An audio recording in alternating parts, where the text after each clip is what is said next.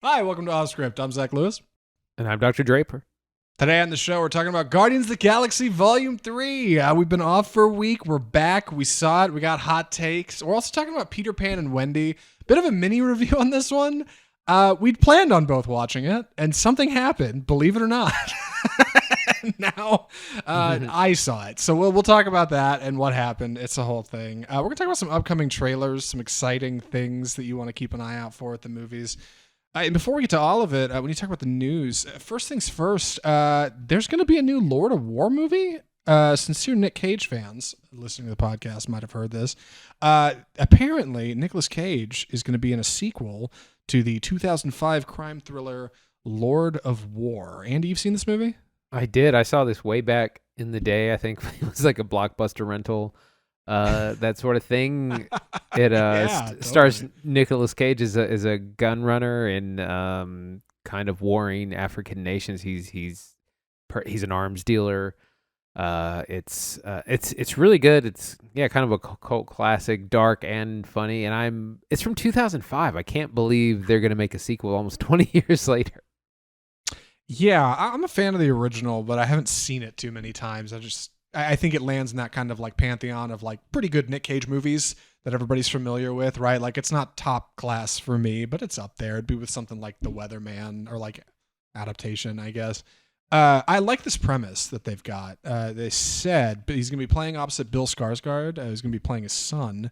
According to this run-up from Khan, in Lords of War, that's the name, Orlov discovers he has a son, Anton, who's trying to stop his father's wrongs rather than He's trying to top his father's wrongs rather than stop them as he launches a mercenary army to fight America's Middle East conflicts. It's perfect. And Cage isn't going to be teaching his son how to sell guns. He's going to find out that he's selling them better than he is, and now he's got to either stop him or outdo him. Yeah, right. Kind of great. Like I actually think that's a really charming premise. It's a very Nick Cage premise. Who is making this movie? Do you know who this person is? It's the same studio that made Coda, Oscar-winning film. the Apple Plus. Yeah, sure, Oscar winner. Vendome Pictures is the producer. Which with director Andrew Niccol, who wrote and directed the original Lord of War, and who also wrote the script to The Truman Show. So he's really? definitely a good writer, Oscar nominated, possibly winning writer.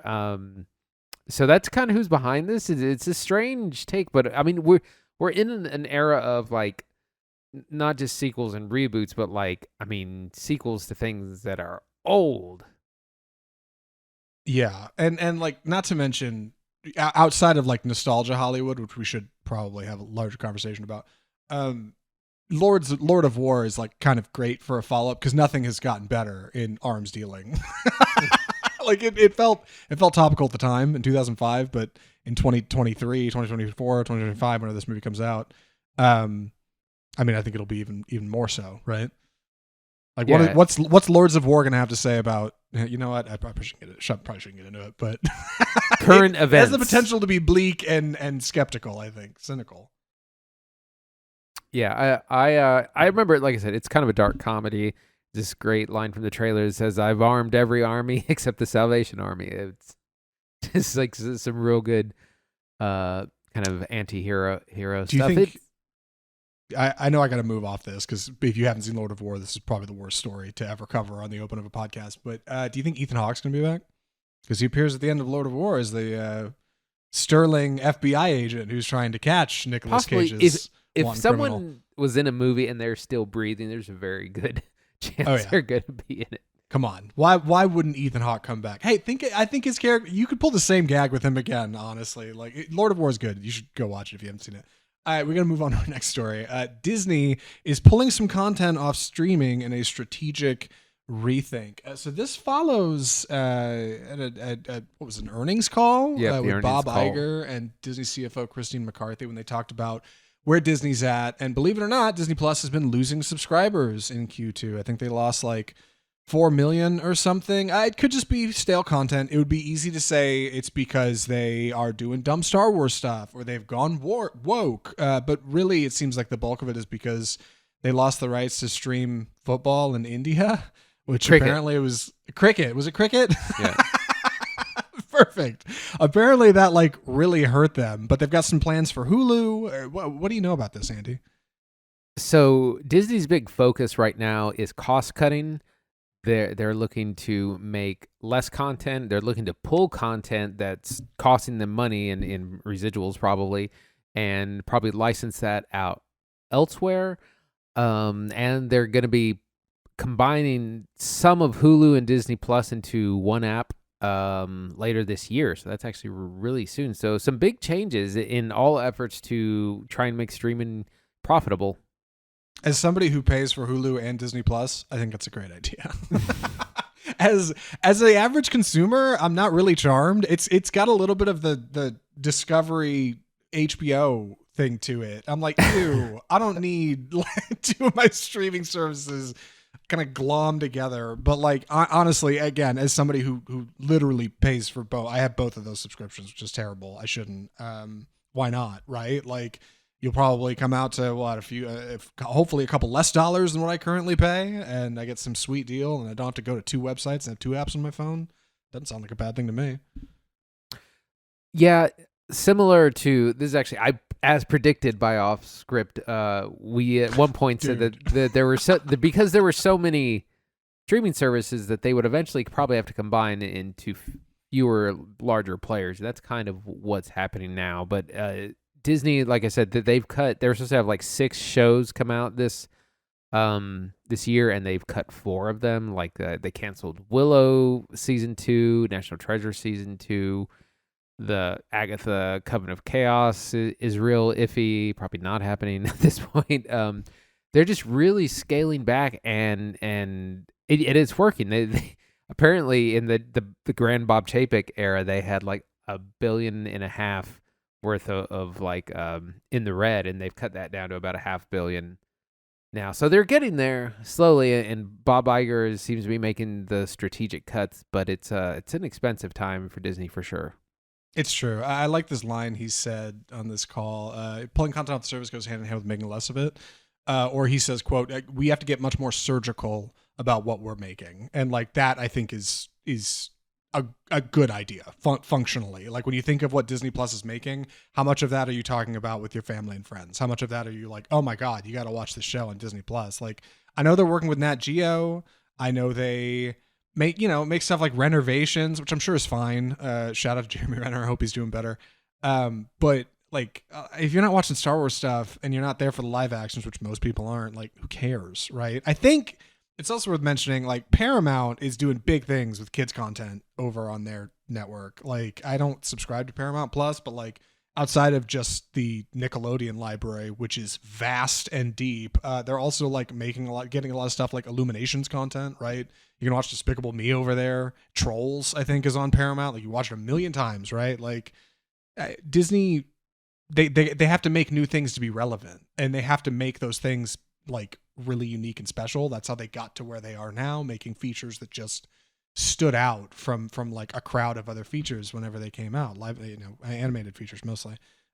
If they're just making junk, like they're not relevant anymore. Like they got to keep making good stuff. And I think Iger, who's been CEO much longer than Chapek, like I think he knows that, right? So overall, I think good things for Disney. Also, want to say, Andy's right, by the way, when he said 2 minutes ago that we're in the prediction game. Dude, Off Script is unmatched in the prediction game. That's Andy right. said Last Jedi was good years before people started talking about Last Jedi being a good movie. We said Super Mario was going to hit $1 billion months before it even came out. We saw the first teaser. And we said $1 billion feature right here on this show. Like, if you want to know what's going on next in movies, Finger on the Off pulse. Script is, dude, finger on the pulse of cinema. Yeah. All you need is 2 idiots who have been podcasting for 3 years. Our last story, Guardians of the Galaxy 3 opens to a cozy, just shy of $120 million in their opening weekend after a huge Sunday. Big numbers for James Gunn's new feature. And I talked a lot of smack about this because I think people are getting, Marvel fatigue and just superhero fatigue. Maybe not. Andy, what do you make of this fat open? It's a really strong opening. It's good news for Marvel. It is down from Guardians 2, But I think the landscape is completely different. First off, that was pre-pandemic. Things are wildly different and much more unpredictable. Also, Marvel was really hitting their stride film-wise. They were in the middle of Phase 2, ending Phase 2. I guess Civil War was probably that year. Phase 2 is probably the strongest of those first three. So that everything Marvel was just so good then that there was just the Marvel hype train was just on its own, just ran itself. And now you've had a lot of hit and miss.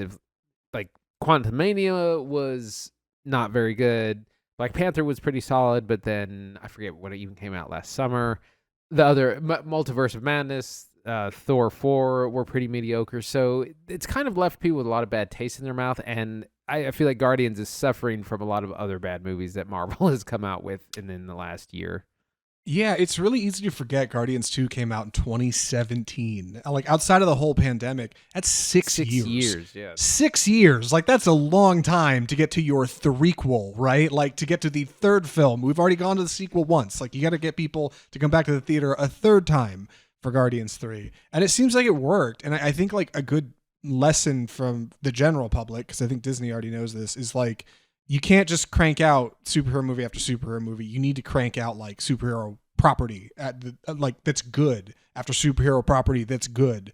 Like I watched the trailer for the Marvels in front of this, and I'm like, man, two of these three heroes in this show, two of these are Disney Plus properties.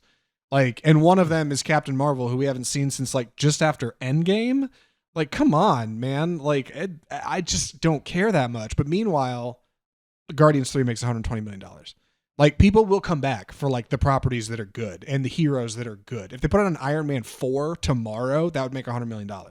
Like, I think people like, and Disney just got to stop making junk heroes or junk, I don't know, junk films around good heroes. Well, one thing that James Gunn was asked directly about this, what do you have to say about superhero fatigue? And he said, I don't think people are tired of superhero movies. They're tired of kind of lame movies with no emotional story, kind of holding things together. So Guardians 2 was actually part of Phase 3, not Phase 2, but that's when, like I said, they were really hitting all that. So Phase 3 is, Captain America: Civil War, Doctor Strange, Guardians 2, Spider-Man: Homecoming. That was the first time we'd had a proper Spider-Man movie. Thor 3, Black Panther. That's when Marvel could do no wrong. And now that they're just sort of fumbling and hitting and missing. But now we finally kind of got back to a much more solid Marvel film in Guardians 3. Yeah, we sure did. We should probably talk about it. I did want to make sure we mentioned that James Gunn quote because I think it's very true. I'm glad you brought it up. Yeah, man. Like, I think... I don't know. I think Guardians 3 is a good thing. I was surprised at how many people I heard went to see it because they thought, well, it's Guardians. It's like different, right? Like it's Marvel, but like it's like different Marvel. And these films kind of stand out on their own, I think, in a way. And I'm excited to talk about it, I guess what I'm saying, because we got to get to it. We got a lot to cover on this show. Big episode this week. Without further ado, Andy's agreed to take the summary on it. Andy, take it away. Guardians of the Galaxy Volume 3. So this is the third iteration of this fantastic property, directed by James Gunn, written by James Gunn, featuring all our favorite Guardians of the Galaxy, including Rocket, Mantis, Drax, Nebula, Sky-Lord, a.k.a. Peter Quill, Groot, plus a whole lot more. There are a lot of people in this movie. A lot of people have become part of this property, but that's part of... This is like the culmination of 3 films, plus even more when you count the Avengers stuff or the other places that the holiday special, right? Holiday the 1 hour special Guardian special ran last December on Disney Plus. And so we find ourselves at the beginning of the film. Rocket Raccoon, he's attacked by Will Poulter's character Adam Warlock, who's a newcomer, and they're trying to retrieve him for a character called the High Evolutionary. He's the person that created Rocket. Or enhanced him, and he wants his property back. And in the scuffle, Rocket is injured critically, and the Guardians then have to go through a series of trials and a few MacGuffins in order to save Rocket. So we get an adventure to save our friend, and we meet this very good villain played by Chukwudi Iwuji, whose name I've learned to say correctly over this week. Yes. as the high evolutionary. We have a lot of fun, a lot of humor, a lot of darkness. Surprisingly, like there's some really dark stuff in this. It's a really good time in the movies. It's a little bit too long at full 2.5 hours, but it's overall a pretty good time. Zach, what'd you think? I liked it actually. I like Guardians Volume 3. I liked it more than I think I liked Volume 2, which I was surprisingly mid on. And I think it's because, like, at its core, Guardians 3 is like a good comic book adventure, right? Like, oh, our friend is injured and we got to go save him, and we got to go to this planet and do this weird thing or get this thing, you know. Like, and in a way, like, that's a good time. It gives your heroes a lot of time to bounce off one another and do things that are organic and fun. It does, I think, have problems. It's worth mentioning. It's not a perfect movie, but like, whereas Guardians 2 is more of a bottle feature, they just kind of arrive on Kurt Russell's planet and do their thing for 80 minutes. Like, this one actually takes some dips and dives, and through a long runtime at 2.5 hours, like, ended up really keeping me tuned in, and I really liked it. What'd you think? And what's the best place to start talking about it? Well, we can start with the plot. I thought it was a little bit bloated, just kind of in the first half. The first thing that they have to do after Rocket is injured, they have to go to this kind of living planet to secure a thing so they can save him. And this sequence just kind of takes a little bit too long. It's a fun time because it's a lot of like Star Wars sneaking around on this ship, you know, Yeah. putting on stormtrooper costume, that sort of thing. There's a lot of funny things that happen. There is we get a lot of kind of back and forth between all of the cast and characters. Some funny cameos. Nathan Fillion shows up as this guard character that's really funny. Like I said, there's a lot going on. There's a lot of people who all have to kind of be balanced. Yeah, that's true. I think it's helped by good banter. Like, that's something that's always brought people to the Guardians movies. They're funny. James Gunn is the writer and director, and he penned the script for it. The Guardians are snappy in this movie, which I think is good. They're not quite like you remember them in 2. It turns out the events of the holiday special have happened. The Guardians now kind of reside on this planet called Nowhere. It's like this planetoid skull-looking ship thing. Floating really cool. planet, yeah. Yeah, and they got a whole like community of like people and aliens that wander through there. And it seems like that's kind of their abode, and they kind of, you know, protect it. And after Rocket's injured, like Andy said, they have to strike out and go basically to where Rocket came from. Like, they have to go towards the place that he started from. And the movie like bounces between these flashbacks of where that is. Which is probably where we should start talking about. Yes, absolutely. How phenomenally dark these sequences are of Rocket's origins as a young raccoon.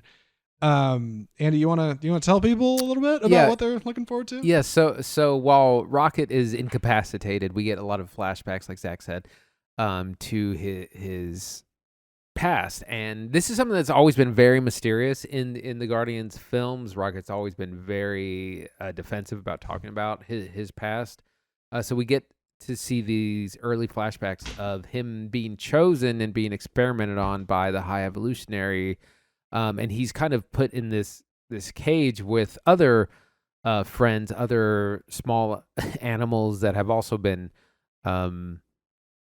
experimented on, and in really grotesque ways. In I mean, this is PG-13, but I was like, man, this is like, I wouldn't take real young kids to this because it's pretty disturbing. Like, there's a rabbit that's kind of been horribly enhanced, and there's Lila, his like longtime friend, also, who's got these like, she's an otter with these like creepy metal arms. There's a walrus, and it's someone like, I don't know, it's something out of an anime or something. It's really, really disturbing, and like they're like you know, scientific experiments of the mad scientist, the High Evolutionary, and it's some really sad stuff. And they become friends, and they really want to try and get out of this thing together, but it's kind of, you know, it's not really set up for that.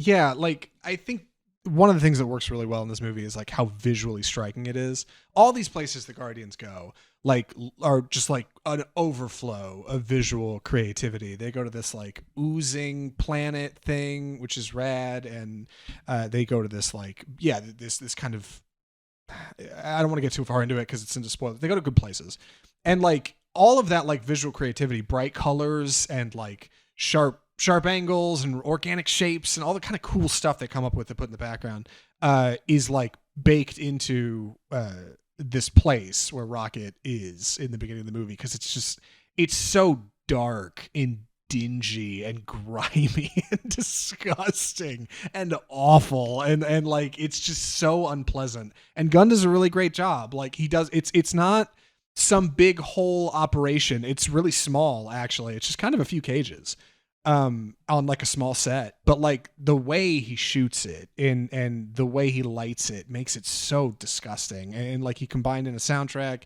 you get some really like tough emotional moments. It does also have some kind of brutal body horror, I think. Yeah. in its own way. I think that's why people are so like shocked by it. I saw an article, parents that were mad. They're like, I can't believe I took my kid to see this. And it's like, well, it's PG. It says PG-13, which means your kid should probably be around 13. Like, and that seems like a lot, I think, for a Guardians movie. But like, Gunn is not afraid of that. He leans on his old trauma background, right? And he's just gonna be gross. People forget that James Gunn comes from like, that B horror movie background, and that's where he kind of cut his teeth in cinema in his early days. And he still keeps a lot of that, and there's a lot of that kind of grotesque body horror in this, in juxtaposed with a lot of really fun and happy moments. Like we get the Guardians back together, and we get the banter between all of them. They have all their unique personalities, which all kind of quarrel with each other, but all still are very caring. We get lots of funny moments all throughout the movie. I'm trying to not get into spoilers, but you have these really great high funny moments, and then you have this really dark and disturbing. But I mean, it's disturbing as an adult. Like I can only imagine if you saw it as a kid. Yeah, like I saw some folks on Facebook, some personal friends, say things like they saw the movie before I did, and they got on there and they were like, if I had known they were this twisted, I wouldn't have gone to see it. I'm like, you would have skipped the third Guardians movie? Like, really? And then I saw it and I was like, oh my God. Listen, a perfect spot for bathroom breaks. Let me tell you, if you're not into what's going on, great reason to get up and go to the bathroom, because the movie is long. It is 2.5 hours. And I think outside of the script, outside of the great visuals, outside of the fun characters, the other thing that really carries it is the soundtrack. Dude, there's so many good needle drops in Guardians 3. Like, there's so many great tracks. The first one had a really great soundtrack. The second one I like fine. This one's fantastic. Like, immediately go to Spotify and go check out the Guardians 3 soundtrack if you've seen the movie. If not, like, just go in surprised. Like, you'll come out better for it, because there's some really great picks. Yeah, the one of the things that has really stood out about Guardians, the franchise, is just incredible choices in music. Not, I mean, it's a lot of like classic 80s things, but that music's 30, 40 years old now, so it's not real familiar to a lot of people. And he just finds the perfect song in the perfect moment all the time. Like, the choices are really solid, and it's no different in this one. Yeah. Fun fact, I saw an old interview with James Gunn getting ready for this show to talk about it, and somebody asked him what the hardest needle drop to get was in a Guardians movie, hardest music track to lock down. Apparently Mr. Blue Sky for Guardians 2, which is like the opening track. He was like, they would not give it to us. It wouldn't happen. Like, it was a whole thing. He had to write letters, like call them a bunch, beg them, please take my money. You'll get a ton of hits on Spotify right after the movie comes out, I swear. Like, what's it going to take? But solid music all around. I don't want to give away too much more, but one more thing I want to talk about before we move on to recommendations. I actually really like what they end up doing with most of the Guardians in here, because this is, the last one. James Gunn said he's not making any more. He's moving on to DC, greener pastures for him. I know Dave Bautista, Big Dave, and Zoe Saldana both said they won't sit for the makeup anymore. Like, yeah, they're done. the makeup extension, which, by the way, I'm pretty sure Big Dave never actually goes bare chest in this movie. maybe he does it once for a scene, but like I walked out and was like, I'm pretty sure he's always wearing something. So it's just his arms and his head in the makeup because he's just So sick tired of it. Yeah, like of course, like the Drax makeup is pretty extensive. But they're not making any more, and this is supposed to be like the end for the Guardians, right? Like they don't, they're not really going to do any more. So how do you tie that off, right? How do you kind of wrap up what's supposed to be a satisfying adventure and a satisfying set of characters who are likely not going to be returning again for a while or together, you know? And I think Gunn does a good job. I won't talk about it too much because we don't do spoilers here, but like it's surprisingly satisfying how it all turns out because every character in this movie really gets their opportunity to shine, and that sets up like a good stage for them to decide what's next. Yeah, he really sticks the landing, in my opinion. There's a lot of ways you could have fumbled the end of this series, and I think he has I think he just does a good job handling it. One of the things I wanted to talk about was this movie works a lot better than some of the more recent stuff Marvel has done because it stands on its own. It is a Guardians movie about the Guardians. It's not concerned with the larger MCU or Kang the Conqueror or what's happened. What's the next thing?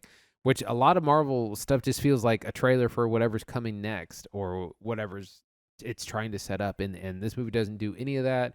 It's self-contained. It's worried about its own story and its own characters, and it's so much better because of that. Yeah, I mean, like explicitly so. Like it's spoilers. I can't talk about it, but I think the visuals, the script, the cast, the plot, the dark stuff, soundtrack. I think we about covered everything. Andy, what else you got? Should we move into recommendations? I think we can move into recommendations. Andy, would you recommend Guardians of the Galaxy Volume 3? Yeah, overall, I really liked it. It's a lot of fun. It's really good writing, good characters. It's really funny. A lot of really good action too when we get there. It does feel a little bit bloated to me. It's a bit of a bloat buster, as Zach coined. No, you came up with bloat buster. Like I just put it together. You're right there. It's an off-script joint. It's just a little bit too long in some parts. I like the second half. I feel like that's when it really gets going. But it's much more. It's just better than a lot of the Marvel stuff we've gotten. It's a lot of fun. Great soundtrack. Great performances. Highly recommend. Yeah, I'm in the same boat. Guardians 3 is a great time. If you haven't seen any of the Guardians movies, I don't think you'll be out of place, but you'll have a lot to look forward to if you go see Guardians 3 because the other ones are a bit brighter, especially as far as like the flashback subject matter is concerned, and also are like a lot of the same. Like Guardians 3 manages to thread that needle like one more time and like stick the landing in a satisfying story that concludes our adventures with our heroes in a way that I think everybody's going to be happy with. Oh my God, hold on. Wait a second. There's one more thing we didn't talk about. Dude, we got to talk about Chakotay Iwuji. We got to talk about this performance. Yes, absolutely. Wait a second. Yeah. Hold on. Do you want to explain this to folks at home? Like, because I know we just mentioned him in the open, and I totally forgot to bring him up. Oh my right. God. So Chakotay Iwuji plays the High Evolutionary. You may have seen him if you've watched the Peacemaker show. He's in that as well. And he gives this incredible Shakespearean level performance of a bad guy who's just a really bad guy. Because a lot of villains recently have been very kind of postmodern, where they're like, well, they kind of have a really good point. I might have to join their side, like Killmonger, Thanos to an extent. And we finally get a villain that is just bad all around that you kind of love to hate. He gives this incredible performance as just this mad scientist bent on creating the perfect society. That's his goal. Is he's going through these experimentations to kind of create the perfect society, this utopia. And every time he kind of gets through a batch and it doesn't work, he's like, well, let me exterminate all that. But he's just so menacing. He delivers a lot of, there's a lot of yelling lines, which are really good. But the stuff that really is creepy is all, he'll say the worst things in the most calm and collected voice. It's great. And it's bad. And he just looks down on all these other life forms that aren't him. It's a spectacular performance. Andy's right. Like it's Shakespearean, especially in the way that it's almost like the guy's on stage. He's going big and over the top, and Gunn writes a script that gives him every opportunity to experience all the ranges of emotion, right? It points he's like kind and nice and gentle and caring. Other points he's like a horrific monster, right? That like you could barely even look at. He's scared in one scene. He's aggressive in another. Like he gets to do everything. And Tripodi goes like right over the top. Andy's right. We had to figure out how to pronounce his name for the podcast. It's true. We did have to work that out, but. He goes all the way over the top with it, and like is this over the top, big, boisterous villain that has like all of the charm of Kurt Russell's like baddie from Guardians 2 with all of like the menace of like Lee Pace's in Guardians 1. And also like this brilliant face prosthetic they got for him. They do the RoboCop gag where his face like rolls up the side of like this robotic cyborg thing in the middle of his chrome dome, and like it looks so good, dude. It's such a great looking prosthetic. It's great. One of the better Marvel villains in a minute. Man needs more work post haste. He's in Peacemaker actually, and he's good in that, but it's a bit more toned down. Yeah, and people are saying, hey, if Jonathan Majors drops out of not being able to play Kang, you got someone right here. Oops, new Kang. That's right. Yeah. He's right there. I love it. Sorry, not like us to double back on a review, but oh my god, how did we forget talking about him? Anyway. We got to move on to our next bit here. We're going to talk about some upcoming trailers. Andy, what do we call this segment? It's time for the trailer park. Perfect. So did we split these up? How do you want to? I'll jump in on this first one. So okay, perfect. A ton of trailers came out in the last couple of weeks, but we're just going to narrow it down to 3. The first one is A Haunting in Venice, which is the third in the Hercule Poirot kind of whodunit trilogy. This is in line with Murder on the Orient Express, Death on the Nile, and now A Haunting in Venice. This looks actually a little bit like a horror movie. It looks a little spooky. Takes place in Venice, obviously. It stars, I almost said Liz Lemon. Tina Fey is in it. Is she? She has a very prominent role. Kind of took me out of it, but it also stars Michelle Yeoh, Kelly Riley, and it's a big cast. Like all those films are. It looks much better than Death on the Nile. And it looks to take on the Halloween effort, because I think that's when it takes place. Is during Halloween. That's why A Haunting in Venice. It looks interesting. We'll probably watch it for the show. Look, anything will be better than Death on the Nile. Yeah, I think this movie comes off looking like just the right kind of like menacing without being. That's a good shot. Without being too hammy. Like Death on the Nile, I think like just really suffered. It didn't quite. I don't know. We reviewed it back in the day. You should go back and check it out. It's fine, but I think this will be. At least in first impression, a little bit stronger. Kenneth Branagh back as Hercule Poirot, of course. He's also directing, adapting from Agatha Christie. Hopefully stronger. I'm still surprised the third one of these is getting made. I really didn't think Death on the Nile was that good. It didn't do that great. It was a bomb. It was and it was right next to COVID, so I think maybe they were like, well, maybe we're not sure, and it's like we're pretty sure. Like Death on the Nile was fine, but hey, this looks stronger, and that's a good thing. The next thing I'm going to talk about, it's Dune 2. We got to talk about Dune Part 2. My God. Dune! My Arrakis. That's right. Dune is back. Denis Villeneuve has been out in the desert shooting footage and sending it back. And we've been getting scraps of it. And now we finally got a trailer. God, I wasn't ready to talk about this. Paul Atreides returns. Timothée Chalamet, Zendaya, the whole crew is back to finish up the story of Paul Atreides on Arrakis. And to see him become the Gom Shabar, the leader, the leader of the Fremen, Lisan right? Al Gaib. Let me tell you, I'm not wise on Dune culture, but I love Dune 1, and I'm excited for Dune 2. Andy, what do you think? I was beyond hyped when I knew this was coming out. I saw the trailer, even more hyped. We see Paul start to become the leader. There's a great sequence of him riding or attempting to ride a sandworm, which was kind of teased at the first movie. And no, it seems like no one can really think he can do it. And in the trailer, it does show him succeeding in that. But it's such a great build, and we're given just flashes of other characters. Florence Pugh shows up. She kind of narrates some of it. We see the first scene, Austin Butler. He's actually one of the Harkonnen, and he's completely bald. So he's one of the bad guys. It looks so epic and so exciting, and I am beyond hyped for it. Yeah, Dune 2 looks awesome. Very excited. Can't go wrong. Denis Villeneuve, king of sci-fi. I don't know if you've heard people saying this. It's all over the internet. People can't stop talking about it. What's next? We had the first full trailer for Oppenheimer, the biopic directed by Chris Nolan, starring Cillian Murphy. This looks... I don't want to say it's okay because it's a good trailer. It's just not a big like blockbuster kind of film that would normally come out in the summer. Like this is going to be going up against Barbie, and it looks like the kind of film that should come out in November in time for Oscar season, because it's a biopic. And I know that Chris Nolan has a bunch of visuals and things that are going to blow people away. We just haven't seen any of it. Nothing in this movie that we see is stunning visuals. It looks like there's a lot of tension. There's a lot of, what's going to happen when we do this. But it's just not. It's not grabbing me the way I hoped it would.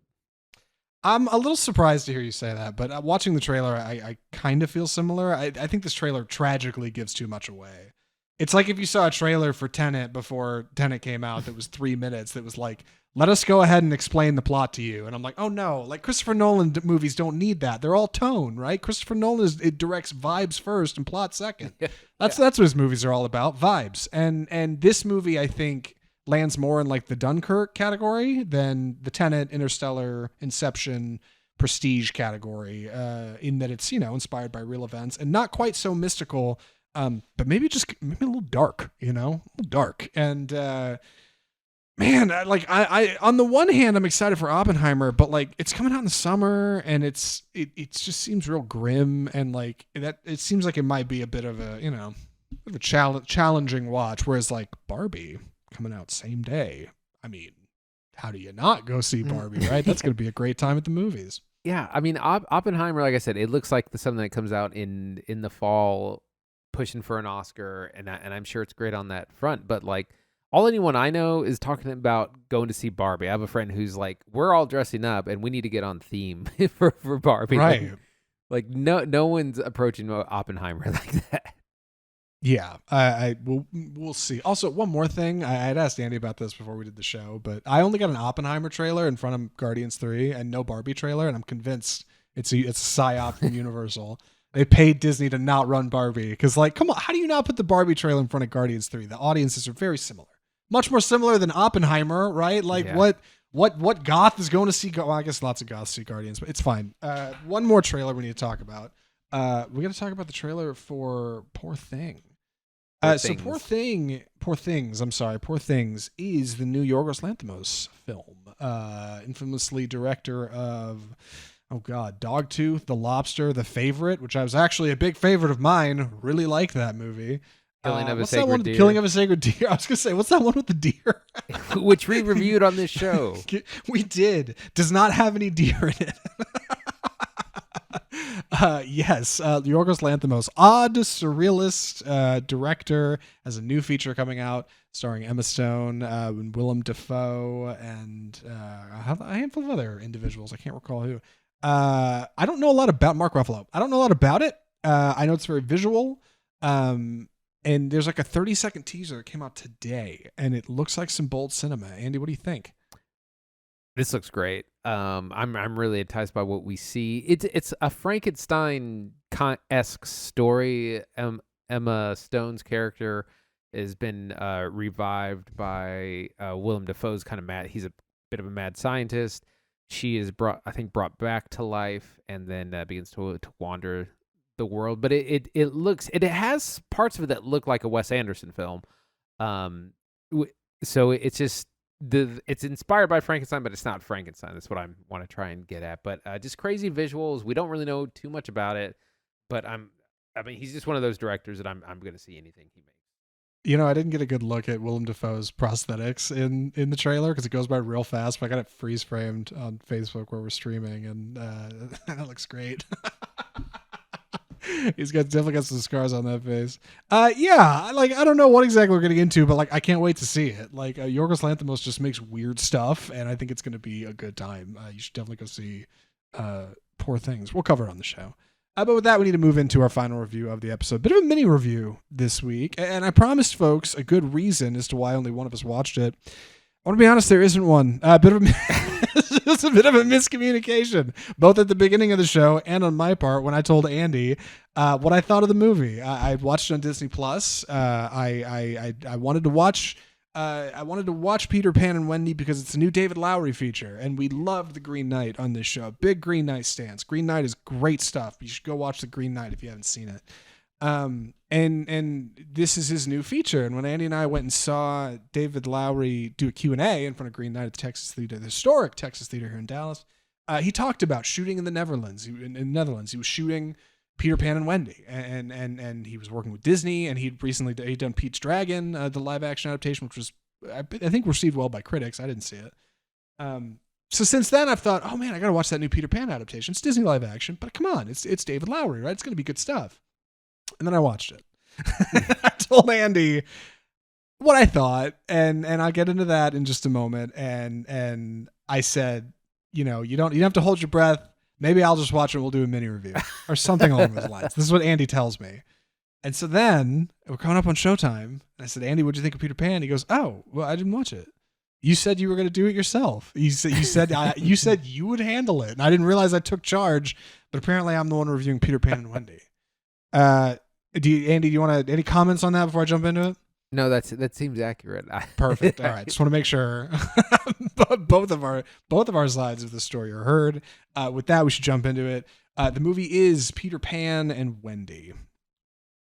So, Peter Pan and Wendy is, like I said, David Lowery's new feature from Disney. It is their latest live-action adaptation coming out just before A Little Mermaid in 3 weeks.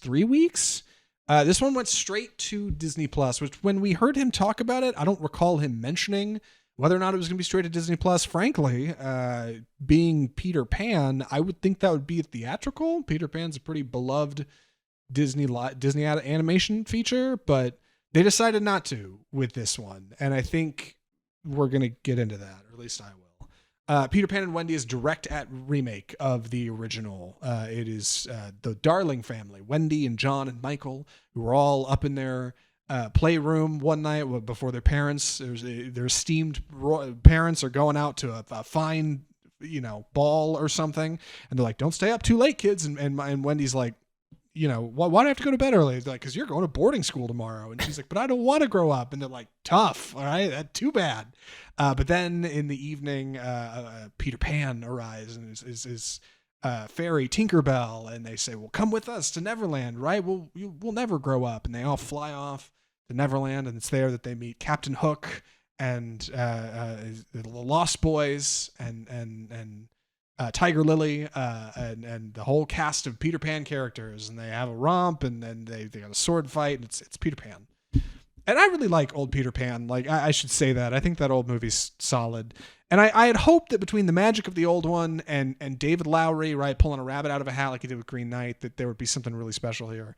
And uniquely, I think Peter Pan and Wendy ends up being less than some of its parts. I think if you're arriving for a Disney feature, you're going to be bummed. And if you're arriving for a David Lowery feature, you're going to be bummed. I don't know why. It's hard for me to nail down what exactly doesn't work, but I do want to talk about the things I liked in it and things I didn't. Andy, any reflections on old Peter Pan or the Green Knight, David Lowery's style? Like, give me a little room to breathe here. Yeah, obviously big fan of David Lowery and the Green Knight. Very meditative kind of work. Actually, big fan of Hook. Steven Spielberg feature. Yeah, Robin Williams. Even though it's like 2.5 hours, which is long for essentially a kid's film. My big question is, how is Jude Law as Captain Hook?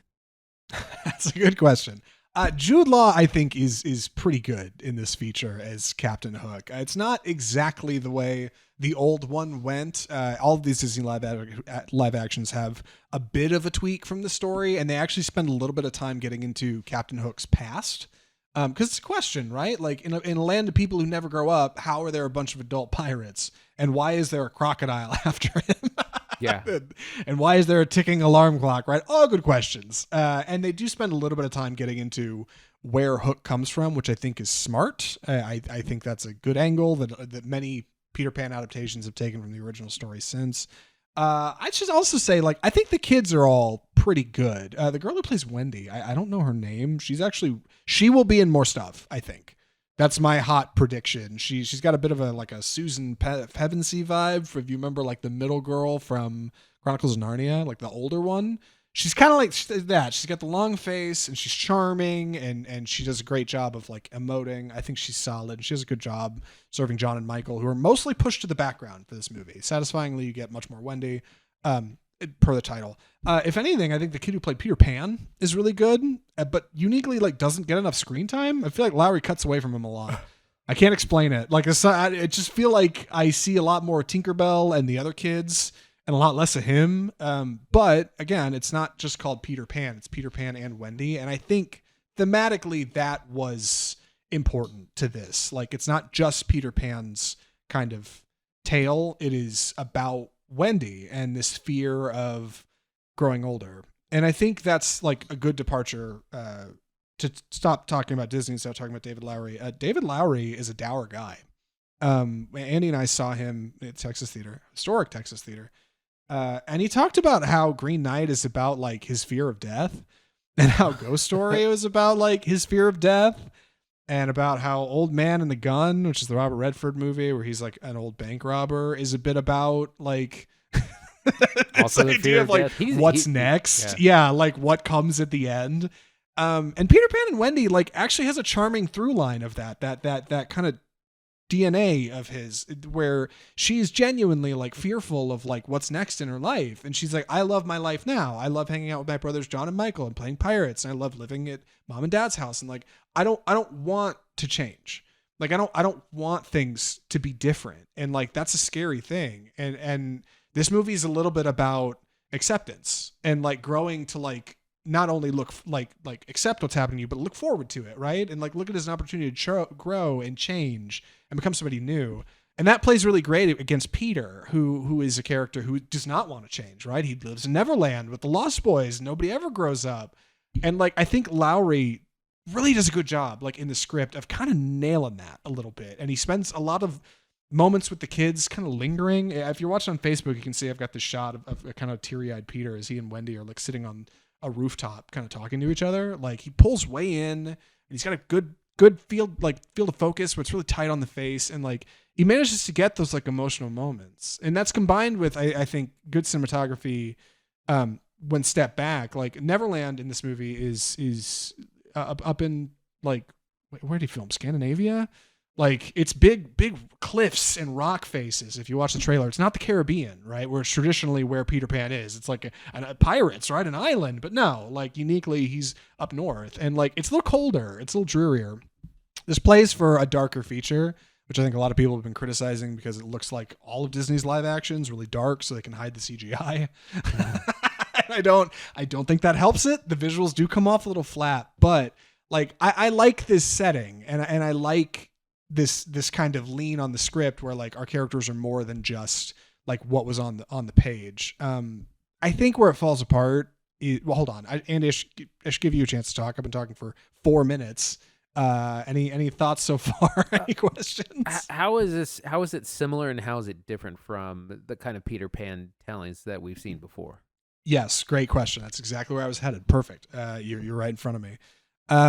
This movie suffers from following too closely the dots of Disney's Peter Pan, because we've all seen the Peter Pan story a handful of times now, and they're all similar. Like even Spielberg's like gets pretty close to Disney's Peter Pan. Like starts in the playroom with the Darling children, and they're all playing, and mom and dad are going to a ball, right? Like it wavers, and that's where it gets exciting, but like it follows a lot of those same steps. Neverland, Captain Hook, Smee, the Lost Boys, right? Like they got their hangout, like Tinkerbell.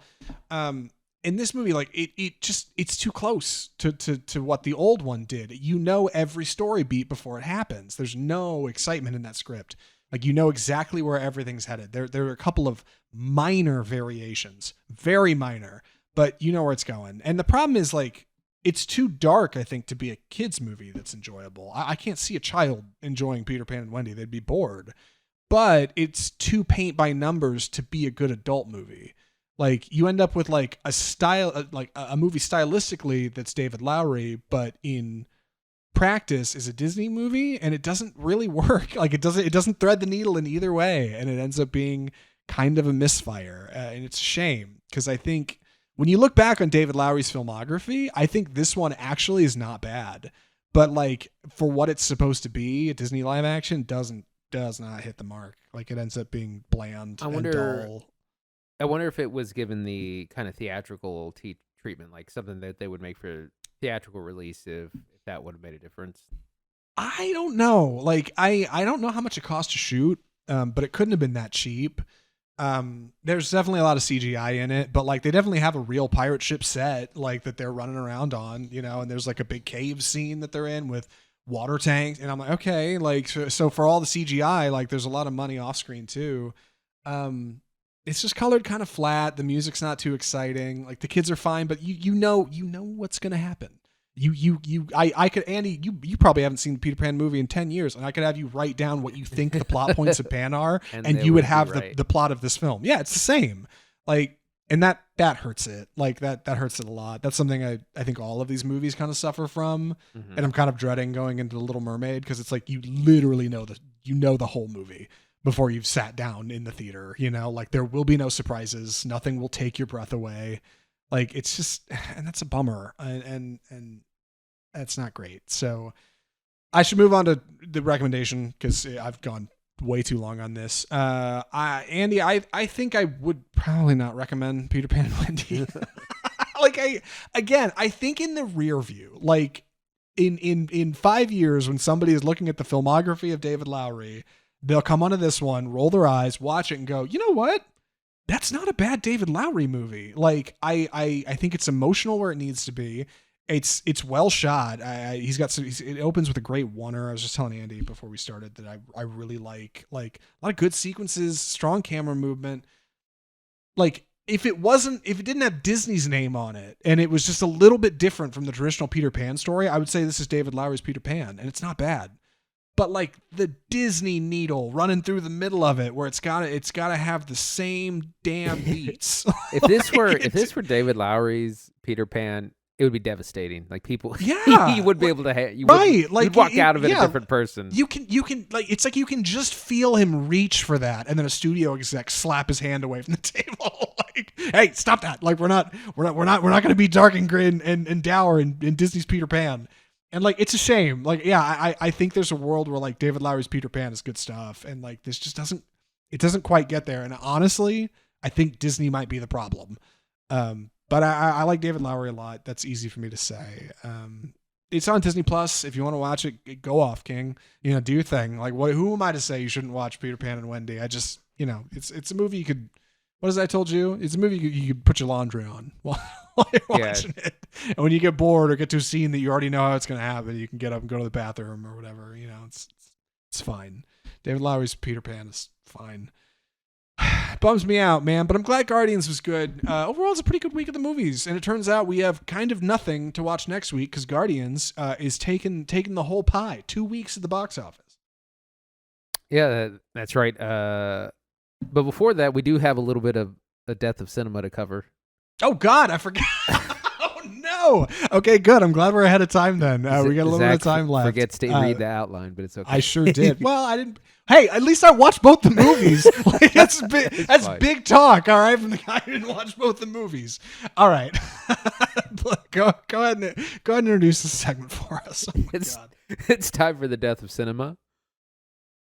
So the big news was last Tuesday, the Writers Guild went on strike for the first time in 15 years. Official work stoppage at 1 p.m. Pacific time in Los Angeles. Any WGA writer has stopped work. They started picketing. So that's huge news. It means a lot of projects will not have writers. A lot of the late night shows, for instance, that have up to the minute writing, no writers. and then we're going to see who else it affects. The main kind of issues that they were not able to work out.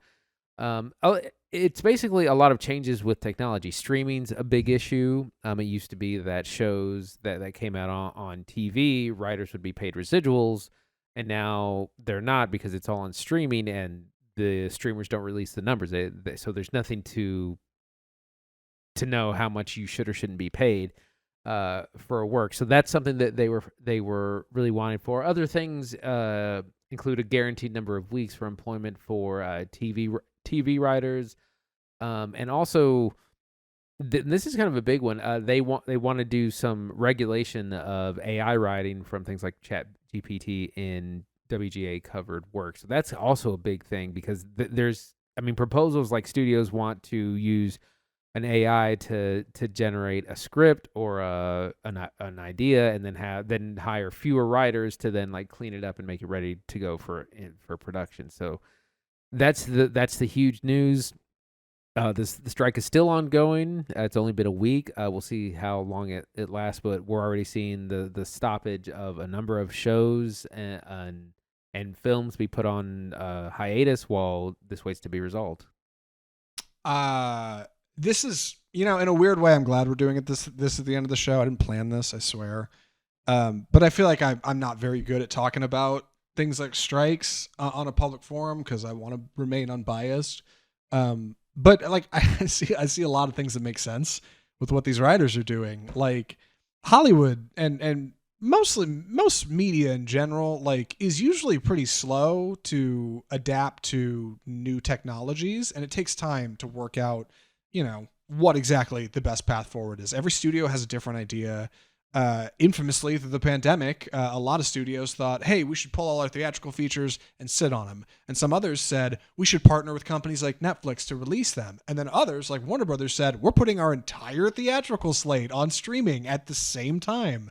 Like, crazy, right? You never know what studio is going to do what and how people are going to react to the current market. And a lot of these studios in the long term have not done a great job of adapting to streaming services. And he's absolutely right. Like, there's no way these writers are getting paid effectively. And unfortunately, much like actors, without a writer, you don't really have anything.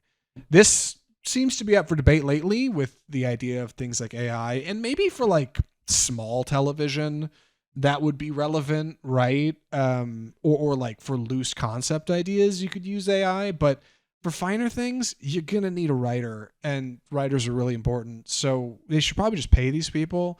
And any strike where you can like shut down an economic means of production is like the best strike, because that's what it's all about, baby. So like, I don't know. I have trouble disagreeing with it. Like, from what I can read on the internet, it makes a lot of sense to me. Right. And it's going to be very effective. The late night shows have like a week, maybe a week and a half worth of material before they have to shut down.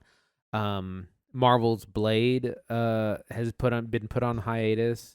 There's other shows that are pushing through, but they're pushing through without those writers on set who do kind of last minute script changes and that kind of script revisory and monitoring that sort of thing. So we'll see how those kind of fare. Like the House of the Dragon season 2 is pushing forward. The scripts are all finished, and so they're just gonna push forward without those WGA members on set. But there's a lot of other shows that have been stopped. I wish I had a list here, but it's already affecting the work of things in production. Yeah, I think on the film side, we probably won't see this. If the strike isn't long, you won't notice much changing, right? Like, a lot of films are currently shot or in editing or in post-production. A lot of films are currently underway, and they probably have a good script lock. For series, this is much harder. Writers are essential, like, I think, in how a series is written, and probably films too, but less so because they're a little bit more bottled. Stuff changes all the time on set from day to day, right? Like, a director might get on set and go, hey, I hate the way this shot is framed. Let's move the camera over there. Or, you know what? Let's just cut half this scene out because it's kind of boring. Literally on the day. And the scriptwriter is fundamentally essential to being the person who's keeping in mind what's happening 3 episodes from now and has to remember, oh no, we actually need them to say this specific bit of information in this scene. So we can't cut that line. We have to rewrite that. So greenlighting a series to start shooting without script writers on set is like low key insanity. Because you're saying, okay, you're assuming everything's going to go perfect on set and you're never going to have a problem. What if you get out to shoot in a field and it's rainy and the script says it's sunny? Don't you technically need a writer to fix that? What if that matters because you're shooting half your episode that day and you need to get this done? Like, you need to pay your writers. Like, especially if the series is already ongoing. I know Disney said Andor season 2 is going to shoot without writers. It's like, y'all are nuts, man. Like, I hope you must have that script locked down solid. And I guess in CGI land they probably do, but for everybody else, I don't know. One thing I do know, really good memes coming out of the writer's strike. Writers are really good at writing picket signs. Who knew, right? I've seen some really funny ones. Right. A big difference from the last strike, which happened in 2007. Back then, that was pre-streaming, and so I mean, they didn't have. You felt the writer's strike much more quickly because all these shows that people were writing for were like in development and immediately ceased. Now, streamers kind of have a little bit of an advantage because they bank shows so far in advance. Like Netflix has a ton of shows already finished and ready to air, so they can kind of hold out a little bit longer. So it's a little bit different kind of environment than it was 15 years ago. Yeah, it sure is. Any idea when this thing's going to end? When who knows? I mean, I know that negotiations have resumed as of yesterday, and so we're just waiting to see where those go. But I mean, both sides can kind of play hardball. The writers can hold out, and like I said, a lot of shows are already stopping production, and that's going to have a domino effect into. It's mostly going to affect fall programming because now is when usually they start working on scripts for shows that will be made in the fall or come out in the fall. Yeah. Not much more to say on it, I guess. We will definitely cover when it's over or if there's any large developments. So if you want to hear more about the writer's strike, keep it here on Off Script. Andy, now that I think we're actually at the end of the show, what are we watching next week? So like we said, nothing big comes out next week. Guardians of the Galaxies gets a full 2 weeks to itself. But the next big summer release after that is, of course, Fast X, the 10th iteration of the Fast and Furious franchise, starring Vin Diesel as Dom Toretto and the rest of the family.